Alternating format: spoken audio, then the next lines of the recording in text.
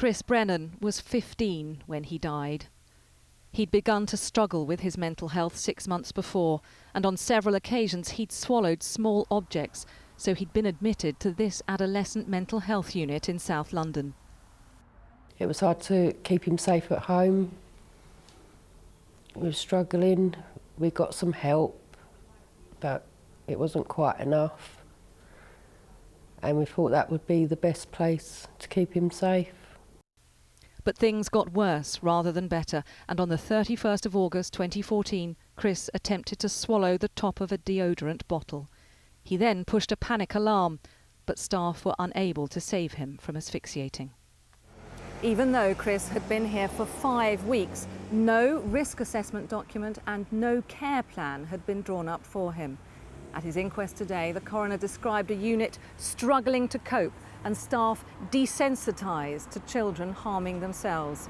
She concluded that Chris's actions followed cumulative and continuing failures, and neglect did contribute to his death. They seemed as they could be bothered with him, to be perfectly honest.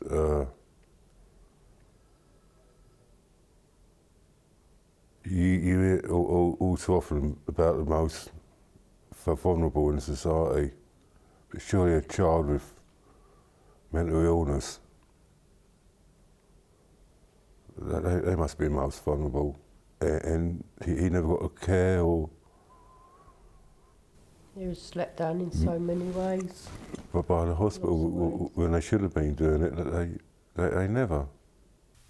The South London and Maudsley NHS Trust says, "We offer our sincere apologies to Christopher's family for their loss. Areas of learning for the Trust were identified and we have carefully reviewed our procedures accordingly.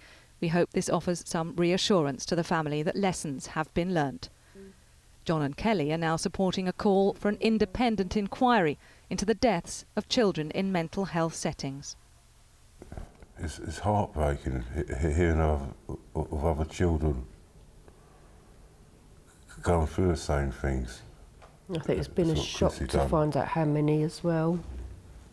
Shouldn't have to be that way, should it? No.